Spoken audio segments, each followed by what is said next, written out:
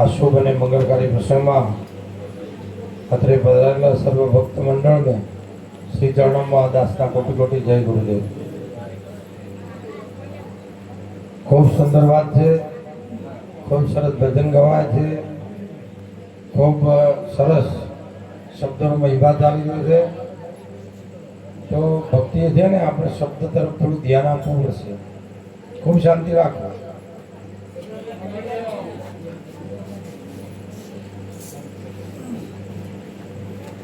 શબ્દ તરફ આપણે થોડું ધ્યાન આપવું પડશે. આપણે રોજ પાઠમાં જઈએ છીએ, પાઠના ભજનો ગાઈએ છીએ, પાઠના મહેમાનો ઓળખીએ છીએ, પણ હજુ સુધી આપણે લગભગ એવું થતું જોયું છે કે એના તરફ આપણું ધ્યાન બહુ ઓછું છે. કારણ કે રામદેવજી મહારાજે એક સરસ સુંદર એક સાખીની અંદર પોતાનો મહિમા વખાણ્યો છે કે નહોતા મેરુ નહોતી મેદની નહોતા ધરણી ને આકાશ ચંદા સૂરજ દોનો નતા દીદી આ ધણી હતા આપો આપ. જો આકાશ નતો ચંદ્ર નતો તો એ વખતે કઈ બીજ હશે? એ વખતે કઈ બીજ હશે? આપણે એના પરથી વિચાર કરવા જેવી બાબત છે કે ભાઈ ચંદા નતા, ચંદ્ર જ નતો, આકાશ નતું. તો અત્યારે તો આપણે આકાશમાં જઈએ છીએ તો બીજ ઉગી છે. ભાઈ હવે આપણે આજે આપણી બીજ ભરાઈ ગઈ. પણ જે દિવસે આકાશ નતું, ચંદ્ર નતું, તો એ દાળ બીજ કહીએ છે. એ દાળ કે છે ધણી હતા આપો આપ. પણ આપણે એના તરફ ઓછું ધ્યાન આપીએ છીએ. બીજા પાઠના મંત્રોમાં આપણે જે સાધુ સંતો પાઠ મળે છે પછી કહે છે કે ભાઈ આ પૃથ્વી નથી તો ધરતી, આ ધરતી નથી તો પાઠ શેના ઉપર આપણે મળતા હતા? અગ્નિ નથી તો જ્યોત શેનાથી આપણે પ્રગટ કરતા હતા? અન્ન નતું તો કોળી શેની કરતા હતા? પાણી નતું તો પાવડ શેનું કરતા હતા? એ દિવસે પાઠ મંડાતો હતો. આ કોઈ નતું ને એ દાડા આ પાઠ તો મંડાતો હતો. પણ એ પાઠનો મહિમા કોઈ અનેરો હતો, ખૂબ અનેરો હતો, નોખો હતો. આપણે અત્યારે બધું છે, બધું છે, અગ્નિ છે, પૃથ્વી છે, બધું છે, પણ છતાંય આપણે હજુ સુધી આ ક્રિયાકર્મ કરીએ છીએ પણ આપણે મંત્રો બોલીને હજી જ્યોત પ્રગટ કરી શકતા નથી. એ ખોમી આપણી પોતાની છે. કારણ કે કહે છે કે ભાઈ અગ્નિ નથી જ્યોત છે ને પ્રગટ કરતા, તો એકબીજાના 30 તે જેટલા ભક્તિનો પ્રકાશ, ભક્તિના પ્રકાશથી એક જણાથી નહીં, આખી ગંગા બેઠી હોય ને એના બધાના પ્રકાશથી, ભક્તિના મનોબળથી આ જ્યોતો પ્રગટ થતી. આ મહિમા ઘણો લોભો છે. કારણ કે એક દિવસે માલાએ રૂપોદેની પરીક્ષા કરી અને પરીક્ષામાં નપાસ થયો. ત્યારે થાળી ઉપરથી રૂમાલ વેગળો કરે ને ત્યારે અંદર થાળીમાં આખો ભાગ દેખાવાનો પડ્યો. અને એ વખતે માલાએ કીધું કે રૂપા મને આ મહિમા સમજાવો. કે માલા હું આ નામ જઈ ગયો પણ આપણા ગુરુ મેઘ ધારુ બેઠા છે એમને પૂછો અને એમના શરણમાં જાઓ તો તમને આનો મહિમા સમજાવશે. એટલે મહિમા સમજવા માટે માલદે મેઘધારો ઋષિ પાસે ગયા. બાલોતરાની વાત ચાલે છે, રાજસ્થાનમાં બાલોતરા હતી ત્યાં. તો ગુરુએ સહજ ભાવમાં કહી દીધું કે તારે આ ભક્તિઓ હરવી હોય ને તો 3 વસ્તુ તારે અમને સમર્પણ કરવી પડે. તો કે કહો શોનું? તો કે મોભી દીકરાનું મસ્તક, ગાયના વાસળાનું મસ્તક અને ચંદ્રાવલી નારનું મસ્તક.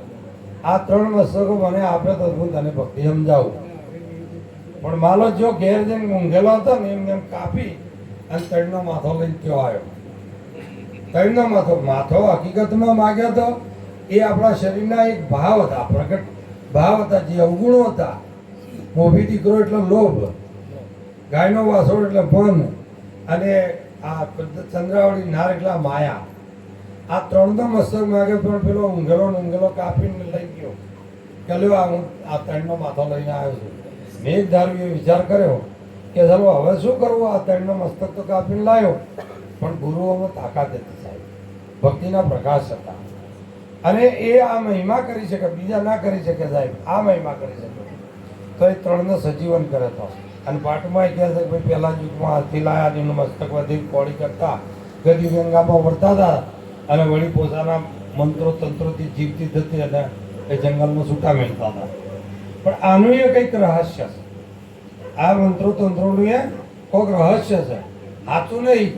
કારણ કે સાચું હોય ને તો આ મહિમા પાપનો નહીં, આ તો પુણ્યનો મહિમા છે, ધર્મનો મહિમા છે.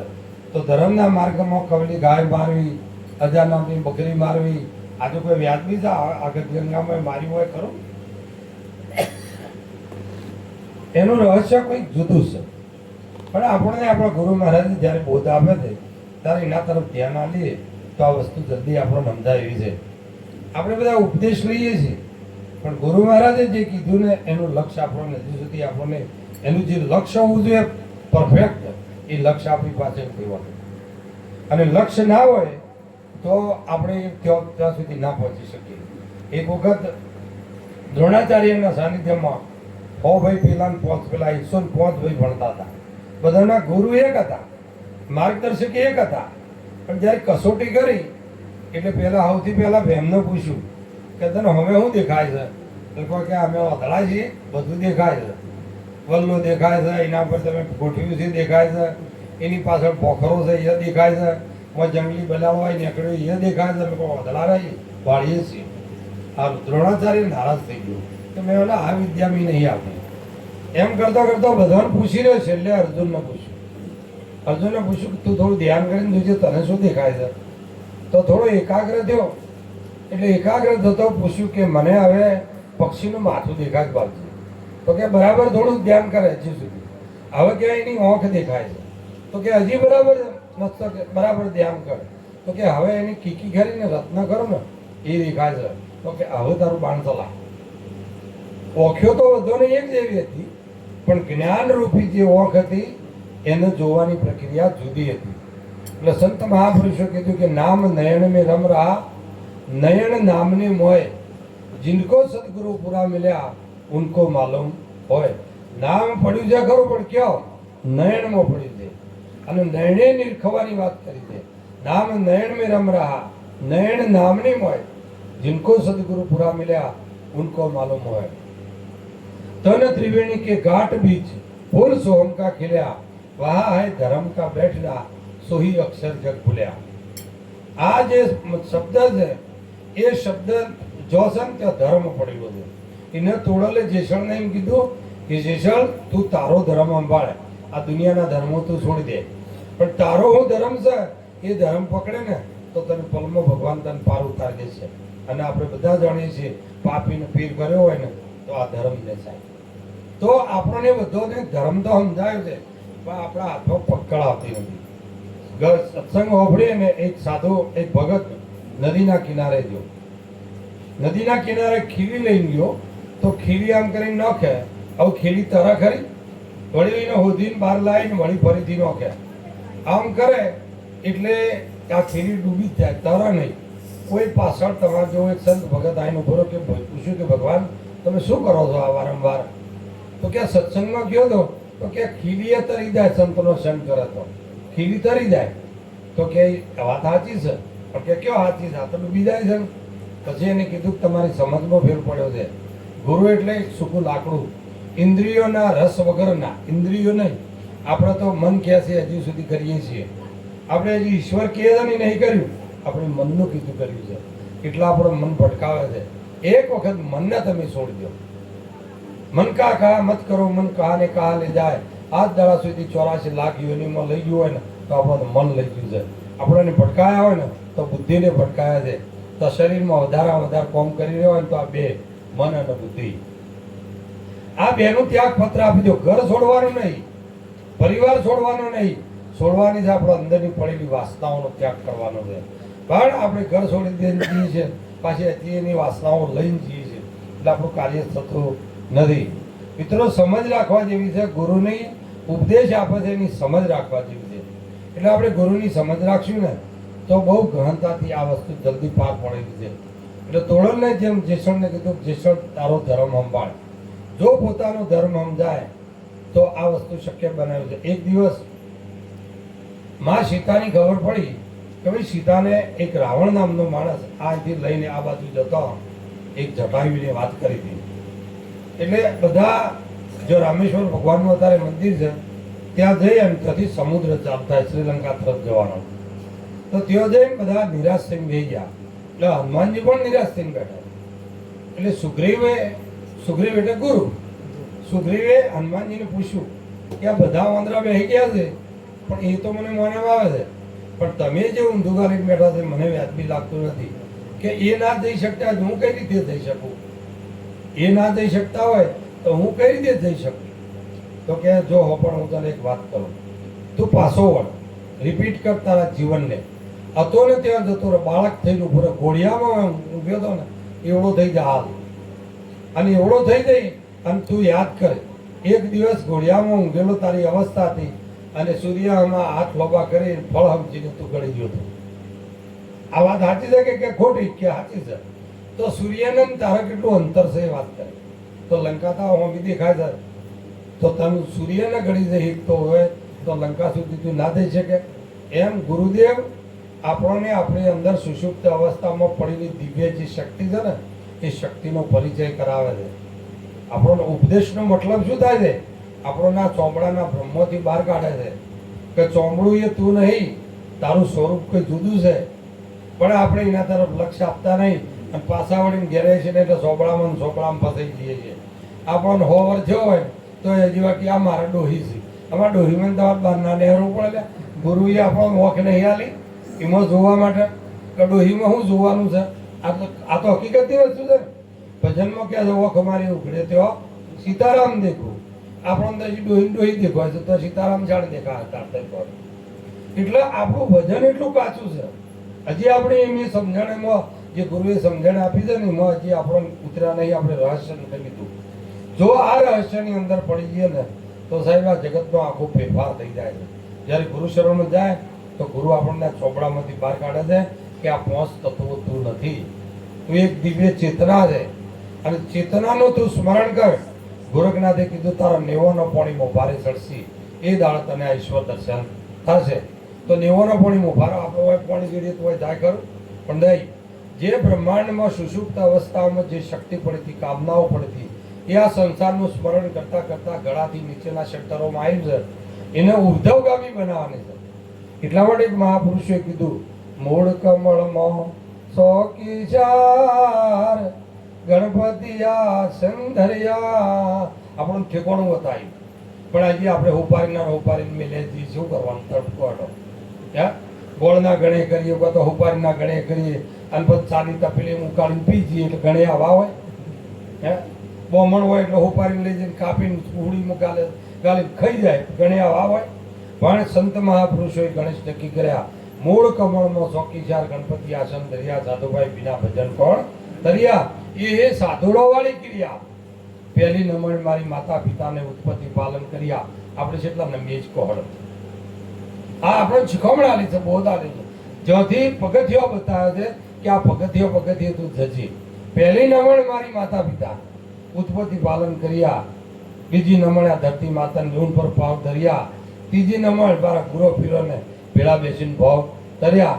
તો આ જે નમણો બતાવે છે એમાં આપણી પાસે કેટલી છે? આ રહેણી કેણી બતાવી છે. આપણે શાક સમારવું હોય, શાક બનાવવું હોય ને તો એની રહેણી કેણી જેટલી છે. આખો નાખો ફૂલો રટ્ટો નસીને વઘારીને આલી દીધો હોય તો કેવું લાગે? પણ એનો વિવેક હોય છે, એને જે નાના નાના ટુકડા કરી અને સમારીને પછી વઘારીને આલે સારું લાગે. એમ આપણને નાની નાની બાબતોમાં ગુરુ મહારાજે આપણને ઓળખાયું છે. આગળ પ્રગતિ કેમ કરીને કરવી એ આપણા હાથની વસ્તુ છે. આપણને આટલું બધું સુંદર જીવન આપ્યું છે, આટલી સૃષ્ટિ આપી છે, પણ એક 10 મિનિટ બેહી અને આપણે ઈશ્વરનો યાદ કરી શકતા નહીં. એક મન થઈને અલગ આરાધે તો ગુરુ પધારે એના દ્વારે. ગંગા સતી એમ કહે છે એક મન થઈ અલગ અને આરાધ. દરેક ઇન્દ્રિયોમાં વેચાયેલું જે મન છે એને એક ઘેર લાવો. કબીર સાહેબે કીધું કે 5-25 ને એક ઘેર લાવો, દમકા દોર ચલાવો, ઈંગલા ફિંગલા તાર મિલાવો, અપના રૂપ દિખાવો, નગરમાં રમતા જોગી આયા. પણ આપણા પ્રક્રિયા કરવી જ નહીં. તો હવેથી જ્યાં ઘેર જઈને હોઈ જા 4 વાગે ને તો હકીકતમાં ભજન કરવું જોઈએ. પહેલા પોરે સપોઈ જાગી, બીજા પોરે ભોગી, ત્રીજા પોરે તસ્કર જાગે ને ચોથા પોરે જોગી. આપણે જોગી છીએ એટલા માટે આપણે ચોથું પોર બેહે ને એટલે આપણે જાગી જવું જોઈએ કમસે કમ. પણ મારા ગુરુ મને એમ કહેતા કે જ્યાં સુધી શક્તિની ઉપાસના ના કરીએ ને ત્યાં સુધી શિવનું દર્શન કદી થાય નહીં.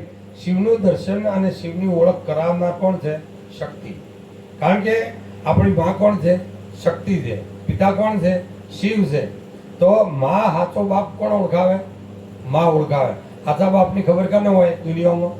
માને ખબર હોય. દુનિયાને કદી ખબર ના હોય, ભલે નોમ લસીને ફરતા હોય પણ કદાપી નો બાપ એ નાય હોઈ શકે, પણ માં ઈશારો કરે કે આ તારો બાપ છે તે વાત સાચી. તો આપણને આપણી શક્તિ છે ને એ 10મા દ્વાર સુધી એ લઈ જાય. કુંડલીની નામની શક્તિ છે, મહાકાળી જેનું નામ છે.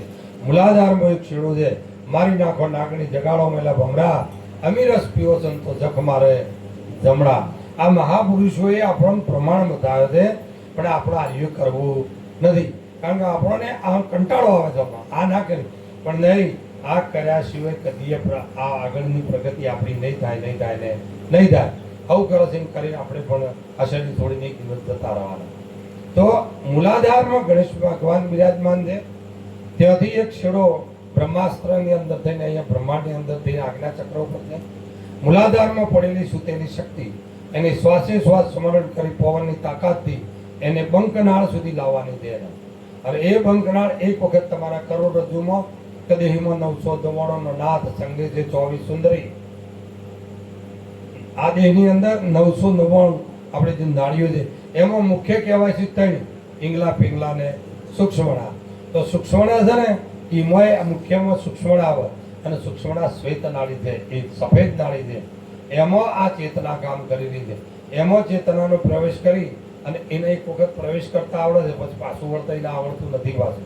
આ તમને કહું, તમે તમારે ગમે તે કામ કરતા હોય, ખેતીનું કરતા હોય, દુકાનનું કરતા હોય, વેલ્ડિંગનું કરતા હોય, પણ એનું કામ એ કરે જશે. એક વખત એને રસ્તા પર ચડાવો અને 10મા દ્વાર પર આવીને ઉભી થઈ જાય. પછી આ જીવને કહે કે હવે હું આગળ જઈ શકું એમ નથી. આના પછી તમે આગળ હવે તારા ગુરુને તું યાદ કર. અને ગુરુનું મિલન 10મા દ્વાર ઉપર થાય છે. ગુરુનું મિલન 10મા દ્વાર ઉપર. જો ભૂલા પડીએ છીએ ને, આપણે બીજા માણસની જરૂર ક્યાં પડે? ભૂલ પડે. એટલે એક પહેલા જે ભજન ગાયું, આડારે એવડા ધણીને ઓક ઘણા. આ ઓકા ચૂકા રસ્તામાં આ બધા જો ઘણા રસ્તા પડતા હોય ત્યાં માણસની જરૂર પડે, એમ આપણને ગુરુની જરૂર ત્યાં પડે. એટલે દલપતરામ મહારાજ વડનગરમાં ભજન ગાયું છે એમને કે ઉલટન છે ગગન સળીએ ત્રિવેણીના તીરે, માન સરોવર ભેળા મળ્યા, જે હંસ કરે કિલોલ, એવા સંત સુખ્યા મળો ભાઈ. નિધારીને હર મળ્યા, બધાને નહીં, નિધારીને હર મળ્યા, હરિજનોને હર મળ્યા, હરદમ ભજનમાં ભરપૂર રહેલા. દમ એટલે શ્વાસ. આ શ્વાસ કોઈ એવી જગ્યાએ જઈને પાછો રિટર્ન થાય છે ને, એને કોઈ દિવસ આપણે પારખ કરી નહીં. 21,600 શ્વાસ ચાલે છે, એ તમારી નાભી ઉપર જઈ અને પાછો વળે છે. એટલે મહાપુરુષોએ આપણે રૂપોદય ગાયેલું ભજન છે કે નાભી કમળથી હાલી મારી ડોર, શું ને શિખરગઢ લાગી ગન ઘોર, તેઓ લગ રહી. આપણે સુરતા કેવો લાગી રહે છે, તેઓ લગાવેલી રાખીએ ને શબ્દમાં તો આ કાર્ય જલ્દીમાં જલ્દી થાય એવું છે. પણ સંતોના શબ્દો તરફ આપણે ધ્યાન આપતા નથી. આપણને બસ ભજન ગાવું, વગાડવું ને આપણે નાચવું, આ બધું આપણને એક અનુકૂળ આવી ગયું છે. પણ થોડીક વાર પણ 10 મિનિટ તમે શાંતિથી જે કંઈ આપણે બોલીએ છીએ ને એનો વિચાર આપણો પોતાનો કરવાનો છે. હું તમને કોઈ ઉપદેશ આપવા નથી આવ્યો, પણ જે વાત હું જાણું છું એ હું તમને કહું છું. કારણ કે એ કર્યા સિવાય આમાંથી કાર્ય શક્ય છે નહીં. તો આપણા ગુરુદેવે જે આપણને કીધું છે, પોતાના જે ગુરુદેવે આપણને જે રસ્તો બતાવ્યો છે એ રસ્તો પકડ્યા સિવાય તમારો પંથ ટૂંકો થાય નહીં. તમારા પંથને પાર પડવું હોય તો તમારા ગુરુની આપેલી સલાહ પ્રમાણે તમે હેડશો તો જીવન તમારું ધન્ય થઈ જશે. એટલે મિત્રો, ગુરુ તરફ અને શબ્દ તરફ બહુ ધ્યાન આપવા જેવી બાબત છે. રામદેવજી મહારાજે ભજનની અંદર કીધું છે, 7 પગથિયો બતાવ્યા. 7 પગથિયો. હરજી ભાટે કીધું કે રામદેવજી મહારાજ મને ભક્તિ પ્રદાન કરો, મને ભક્તિ આપો. ત્યાં રામાપીરે 7 પગથિયો બતાવ્યા છે. પહેલું પગથિયું એવું કીધું, ભક્તિ કરો તો હરજી તમે અગમ ભેદ જાણો. આ પહેલું પગથિયું છે. અગમ ભેદને જાણ્યા સિવાય તમે ભક્તિ કરશો ને તો તમે આગળ નહીં પ્રગતિ કરી શકો. કારણ કે પહેલા ભેદને જાણવું જોઈએ. નામ રૂપ અને ગુણનો નાશ, ચોથું પદ અવિનાશ, ચોથા પદનો ભેદ જાણે એને જાણવું હરિનો દાસ. આ જે ચોથા પદનો જે ભેદ છે ને એ અગમ ભેદ છે. એ અગમ ભેદ આપણે જાણવો પડે. એટલે પહેલું પગથિયું બતાવ્યું, ધર્મ છે જૂનો નિધાર પણ થાકે, મોટા મુનિવર થઈને માનો. હવે બીજો 2 પગથિયો ચાલશે. જતી રે સતીનો તમે મરમ જાણો. આ શરીરની અંદર જતી સતી કોણ છે? આપણે સંગ કર્યો છે, પણ કરો પણ કોનો કર્યો છે? કામ, ક્રોધ, લોભ, મદ અને મોહ. જે 24 કલાક આપણા જીવનની બરબાદી કરવા વાળો જે સાધન છે ને એ રોય આપણા હાથમાં આવ્યો છે. જતી જતી આયા નહીં. અને જો જતી જતી આયા હોય ને તો આપણો ભટકાર મટી જાય. આ જ જન્મની અંદર મુક્તિ આપણને મળી જાય એવી છે. પણ આપણને જતી સતી મળતા નથી. એટલે રામદેવજી મહારાજ આ બીજું પગથિયું, જતી રે સતીનો હરજી તમે મરમ જાણો. લિંગ અને ભંગનો તમે ભેદ મટાડો. લિંગ એટલે પુરુષ અને ભંગ એટલે સ્ત્રી. આપણને તો હજી સ્ત્રી દેખાય છે, પુરુષો દેખાય છે. આપણો ભેદ હજી મટ્યો નથી. ચોમડા ઉપર દ્રષ્ટિ જ્યાં સુધી રહે ને ત્યાં સુધી આ ભેદ નહીં મટે. પણ ચોમડાને પારદર્શક ફાડી અને અંદર જો ક્રિયા કરશે ને તો સાહેબ જેમ જળમાં એક પ્રકાશ રેલો છે, જળમાં એક અગ્નિ રેલી છે, જળમાં એક દિવ્ય ચેતના રહી છે, પણ આપણે જોઈ શકતા નથી. પીવાથી કરંટ લાગતો નહીં. પણ આ જો અજવાળું કરી રહ્યું છે ને, આ જળનું તત્વ છે. જળનું તત્વ છે. એ મંથન જો આપણે કરીએ તો આપણી અંદર ભગવાન કૃષ્ણ કહે, અર્જુન કરોડો સૂર્ય ઉગે ને તો એના આગળ ચોખા પડે એવો દિવ્ય પ્રકાશ તારી અંદર છે. પણ એને તું જોઈ શકતો નથી, કારણ કે તારી પાસે દ્રષ્ટિ નહીં. તો લે હું તને થોડી વાર દિવ્ય દ્રષ્ટિ આપું, અને દિવ્ય દ્રષ્ટિ દ્વારા તું મારા વિરાટ સ્વરૂપને તું જોઈ લે. તો આપણને ગુરુ મહારાજે હું આપ્યું છે, દિવ્ય દ્રષ્ટિ આપી છે વિરાટ સ્વરૂપનો. આખી સૃષ્ટિ રહીને એ ઈશ્વર જ છે, પણ આપણને ઈશ્વર દેખાતો નહીં. એનું કારણ આપણને માયા દેખાય છે. એટલે એનું કારણ એક જ છે, વલોણું આપણે કરતા નથી. વલોણું જેમ કરીએ ને, એક સારું દૂધ 10 પેટનું દૂધ આપણા ઘરમાંથી રાખ્યું હોય, 10 પેટનું દૂધ, પણ સમયસર એનું વલોણું કરવાનું ના આવડે તો દૂધ ને દહીં બધું બગડી જાય કે ના બગડી જાય? ઘી બગડતું કદી હોવર એ ઘી ના બગડે, પણ એને સંઘનો જળદો હોય, દૂધનો હોય છે તો દૂધ બગડી જાય ને ઘી બગડી જાય. પણ એને સમયસર મંથન કરો. તમે આટલું દહીં લાવી અને સોટોમાં છાશનો સોટો પાડતા, અથવા તો આગળનું થોડું દહીં હોય વાટકીમાં નાખતા, એટલે દૂધ મળતું સારું. દૂધ મળે એટલે 2-3 દાડે આ આતાના દૂધ જેવું કેમિકલ વાળું ન હોતું, ફાટી જાય એવું નતું. એ દૂધ મળે ને એટલે 3-4 દાડે દૂધ મળતું આવે, અને 4 દાડે વલોણું કરતા. હોશિયાર માણસો હોય એને ફેરવે બરાબર, અને પછી પેલી મોકળી ઊંચી કરી હાથ ગાલી હાથ ઉપર મોખણ સોટાને લાવે જુઓ, કારણ કે હવે ટાઢું પાણી રેડવા જેવું છે. તો ટાઢું પાણી રેડે, ગરમ પાણી રેડવા જેવું હોય તો ગરમ પાણી રેડે. જો ગરમની જગ્યાએ ટાઢું રેડે તો મોખણ આવે, અને ટાઢાની જગ્યાએ જો ઊનું રેડે તો તવાઈ ના જાય. પણ ટાઈમસર તમારી એ ઈંગલા ને પિંગલા રહીને એ ઠંડુ અને ગરમ પાણી સહિત જાય. આ ચંદ્ર નાળી છે શીતળ છે, અને જમણું નસકોરું છે ને એ ઉષ્ણ છે, ગરમ છે. એટલે તમારે ભજન કરતા કઈ નાળીનો ઉપયોગ કરવો છે એ મહાપુરુષો આપણને ભજન દ્વારા શીખવાડેલું છે. સૂર્ય ઘેર સુવો, સચિન ઘેર જાગો, શૂન્યમાં મનકું ઠેરાવો, અલગ પુરુષ કા તમે ધ્યાન ધરો, સોહમ શબ્દ ગુણ ગાઓ, નગરમાં રમતા જોગી આયા. આ સમયનો ઉઠેલો મનવી ઈશ્વર દર્શન કરી શકે. સમય વગર ઉઠે અને બેહી જો તો કોઈ ભીડ પડે નહીં. 12:15 વાગે ચંદ્ર નાડી ચાલુ થાય. શક્તિની ઉપાસના આપણે દીવા ભરી ભરી થાક્યા, બકરા સળાઈ સળાઈને થાક્યા, દારૂ સળાઈ સળાઈને થાક્યા, પણ માં નથી દેખાતી. દેખાય ભાઈ આપણે? પણ આ બધું સળાવાથી માં ના દેખાય, કારણ કે એની જગ્યા છે અહીંયા વિશુદ્ધિ ચક્ર ઉપર.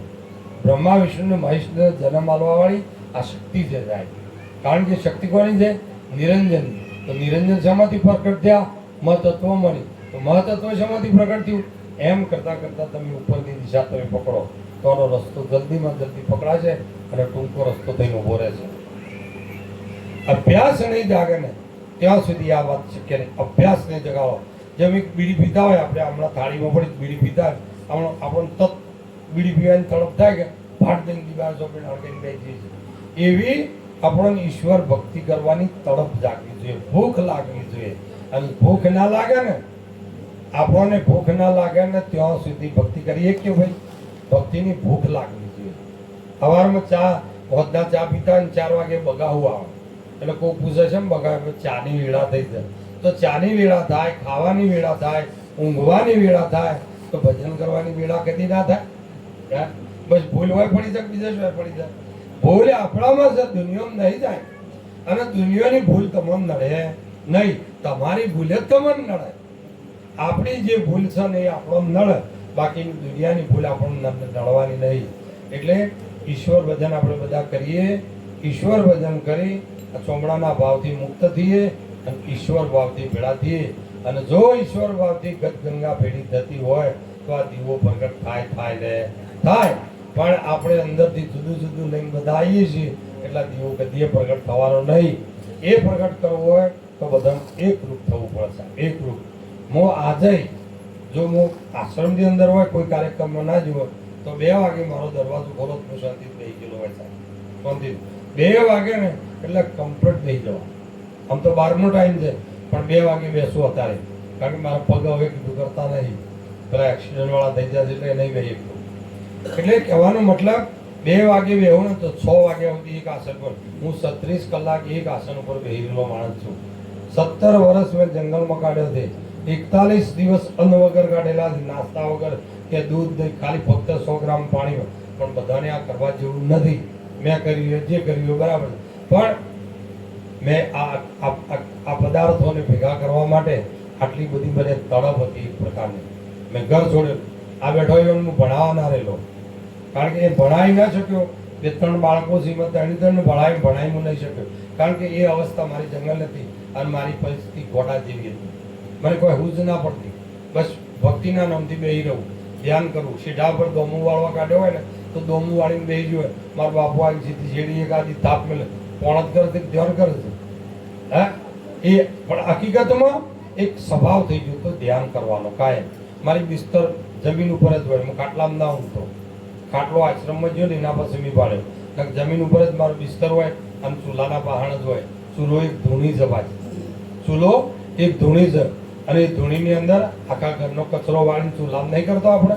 કોઈ દાળ કરાય નહીં, હેઠું પાણી એમ હોય, ચૂલામાં ના રેડાય તો કચરો ના કરાય. એક પવિત્ર ધૂણી છે, બહુ ફર્સ્ટ ક્લાસ.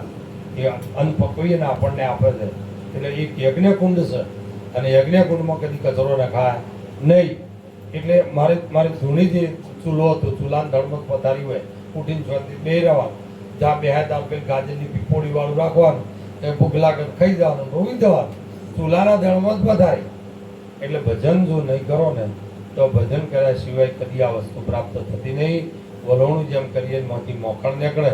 સારું મોખણ નીકળે ને પછી એને મુઠ્ઠી વાળીને તળિયે મિલ્યા હો તો એ ન કરું. હા, તમે હાથ બહાર કાઢો એના પેલું મોખણ બહાર આવે. પણ અત્યારનો કળયુગનો મોખણ ડૂબી જ હોય છે. એનું કારણ હા, અંદર વાસનાઓ રહી હતી, વાસનાઓ સાહેબ. એટલે મોખણ શુદ્ધ ના રહ્યો, કેમિકલ વાળો થઈ ગયો એટલે મોખણમાં વજન થઈ ગયો એટલે ડૂબી ગયો. પણ મોખણ કોઈ દાડો ડૂબે નહીં. અને મોખણ એક વખત મોખણનો ભોદો બહાર આવે ને એ કોઈનો ડૂબાડ્યો ડૂબે નહીં. એના કારણ કે એના પોતાના વિચારોથી હટતો હોય. અને આ વિચારો એક વખત અમરેલીનો મુરદાસ કરીને એક સંત થઈ ગયા, લવાર જાતિના હતા. અને એ એક દિવસ એવો સમય આવ્યો કે ત્યાંના એક રાજા હતા ને એમનો ગુરુ બની ગયો. અમરેલીનો રાજા હતો એના ગુરુ બન્યા. એક દિવસ એક સંન્યાસી, જો સંતોમાં હું પડ્યું છે તમે જુઓ, પ્રેમ નહીં. અત્યારે 4-5 ગોમાના ભેળા દેવા ને તો તત રસાકસી થાય. રસાકસી, હું કેવું સત્સંગ કરું છું, હું કેવી વાણી બોલું છું, એની રસાકસી થાય. સત્સંગમાં ભજનમાં રસાકસી ના હોવી જોઈએ, પ્રેમ હોવો જોઈએ. પ્રેમ સિવાય કદી વાલો પ્રગટ ના થાય. એમ અમરેલીનો રાજા આ મુરદાસનો શિષ્ય બન્યો. એનાથી એક સંન્યાસીએ મહેમાન ગતિ કરી. એટલે સંન્યાસીએ આ રાજા 2 જણા બેઠા આખો દિવસ વાતો કરી અને ખૂબ સારવાર કરી. એટલે પેલા સંન્યાસીના મનમાં એક લાલચ જાગી કે આવો એક શિષ્ય મળી જાય તો આ રખડવા પણ મટી જાય. તો રાજા હા ને મારે શિષ્ય થાય. તો રાજાને હા ના કરી અને કીધું કે મહારાજ તમારે ઉપદેશ લેવા જેવો છે કે ભાઈ મારો ગુરુ છે. કોણ છે? તો કે અમારા ગામના મુરદાસ મહારાજ છે. પછી થોડી વાર એમ કે હા પેલો લવાર મૂળ્યો કે આ તો કેટલી ઈર્ષ્યા ભરેલી છે. પેલાને મુરદાસ કીધું, પેલો કે છે મૂળ્યો કેટલી ઈર્ષ્યા ભરી છે અંદર, જુઓ તો ખરા. અને પહેરો શું ભગવો લુગડો, બરાબર. એટલે આને કીધું કે પેલા મૂળિયા તમે એક કામ કરો, એ જ હજી છૂટ્યો નહીં તમને સતી છોડાવા. એક કામ કરો મારી પાસે આવી જાઓ અને હું તમને ખૂબ ઉત્તમ જ્ઞાન આપું. એટલે આ મુરદાસનો પેલો ભાઈ ઘૂસેલો હતો ને એ પેલા સંન્યાસીનો શિષ્ય બની ગયો. શિષ્ય બની ગયો એટલે તોય સંન્યાસીની શાંતિ ના થઈ. હવે આ મારો શિષ્ય થયો, આ ગામને કઈ રીતે ખબર પડે કે સંત મેળાવડો રખાય. એટલે સંત મેળાવડો રાખી અને આ દિવસનો બધો નગર શણગારીને રાજા હતો. વાજો વાગવા માંડ્યો અને મુરદાસ ખેતરમાંથી ઘેર આવ્યો ને એમના ઘરવાળાને પૂછે છે કે આ બધા શાનો અવાજ આવે છે? એટલે કે આજ દરબારમાં કોઈક સંત આવ્યા છે અને એ ત્યાં આજ ભજન કીર્તન છે. તો કે આપણને કોઈ એને બાઇક આલ્યું છે કે નહીં આલ્યું? એટલે કે આ બાજુ આલ્યું છે, આ બાજુ આલ્યું છે, પણ આપણને નહીં આલ્યું. એટલે કે કોઈ વાંધો નહીં, આપણને બાઇક ના આલ્યું હોય તો એના પાછળલા નહીં બેસીએ, એનું રોધેલું નહીં ખાઈએ, પણ સંતોનું દર્શન કરવા તો આપણે જવું પડશે. કેટલું નિર્મળ પુરુષ આ કહેવાય. તો આ બે જણો હતા ખાઈ પી અને સત્સંગ જતો હતો ને રસ્તામાં એક બિલાડી મરી ગયેલી પડી. એટલે એના જે બચ્ચો હતો ને એ મ્યાઉ મ્યાઉ મ્યાઉ કરીને કોરે મરે મરેલી બિલાડીના ઓંચળા મોઢામાં ગાળીને શું છે, પણ મરેલી બિલાડી દૂધ ક્યાંથી આવે? તે પાડોશમાંથી એક બેન દોડતી આવી કે મુરદાસ મહારાજ, આ બિલાડી મરી ગયા 3 દાડા થયા, આ બચ્ચો ઉડીને હું બે કૂતરો મારી નોખીને આ ભૂખ્યો થયો છે ને ત્યાં મરેલી બિલાડી ધાવે છે. એટલે મુરદાસ કીધું કે ઓહો, આજ કોઈ ચિંતા કરો નહીં, આપણા નગરમાં સંતો આવ્યા છે ને સંત ઈશ્વરનું સ્વરૂપ કહેવાય. આ બિલાડીને લઈ જઈને ત્યાં મૂકીએ ને એ જીવતી કરી આપશે. હવે શું કરવું તમે કહો? હે હવે શું કરવું? આ ખરાખરીનો ખેલ આવ્યો ને.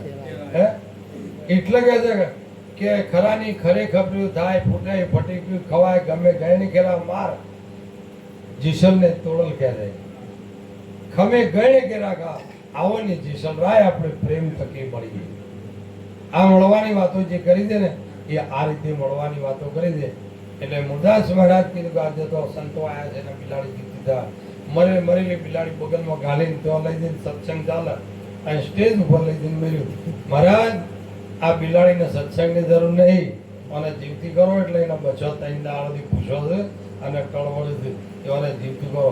એટલા સાધુ કે ભાઈ वो तो होना ही था, वो तो अब जिंदा नहीं हो सकती, सब वापिस जिंदा होता है तो धरती पर समा नहीं सकता. એટલે પેલા કે ના, એ આપણે વ્યાકરણ નહીં હો પડવું, ઓને જીવતી કરો. પેલો સાધુ તો કંટાળ્યો કે છે મુરદાસ, પહેલા ઓના ગુરુ તમે હતા, ઓના ગુરુ તમે હતા, તમે જીવતી કરો. જો હવે આયે ખરાખરીનો આવ્યો, પેલો ખરાખરીનો આયે ખરાખરીનો કે પહેલા ગુરુ તમે હતા, હું તો હવે બન્યો છું, હજી મારા જ્ઞાન તો જે હવાલવાનું છે, પણ પહેલા તમે હતા તો બિલાડીને જીવતી કરો. કે એ વાત સાચી, સ્પર્ણી મૂકશે, સાચી વાત છે. લાવો કે મને એક સંકલ્પ કરવા માટે થોડું હાથમાં જળ આપો. તે જારીમાંથી હાથમાં પાણી આપ્યું, પાણી આપીને એમને એક પ્રાર્થના કરી, હે ગુરુદેવ, હે ગુરુદેવ, તમારું વચન સત્ય હોય, તમારું વચન જો સત્ય હોય, એ સત્યનું મેં આ મૂળાઈ આચરણ કર્યું હોય, જીવનમાં ઉતાર્યું હોય તો આ બિલાડી જીવતી થાય. એટલે એમ કરીને અંજલિ કરી બિલાડી પર. બિલાડી તરફડ કરીને ઊભી થઈ દોડી. વાત છે એટલે શેઠા આટલા જ છે, બીજા શું છે? હે એને ગુરુ હાસા હતા તાણ આપણો ડુપ્લિકેટ છે? હે એને ગુરુ હાસા હતા આપણા ગુરુ ડુપ્લિકેટ છે? ના, ગુરુએ બતાવેલા રસ્તા ઉપર હજી સેવકો ચાલતા નથી. એટલે તોડલે એક સાખીની અંદર મીરાબાઈએ કીધું, દેશ ફરી પરદેશ ફરી સંત મળ્યા મને અપાર, પણ જેના દીઠે આ નેણ ઠરે એ સંતના પડ્યા દુકાળ. કેમ આવું બોલ્યા છે ભાઈ? ટોળો હતો એ વખત. કબીર સાહેબના મુંડેલા 14 લાખ નરકમાં જતા, 14 લાખ નરકમાં જતા. કેવા? તો એક વખત કબીર સાહેબે આ બધો ટોળો ફરતો હતો ને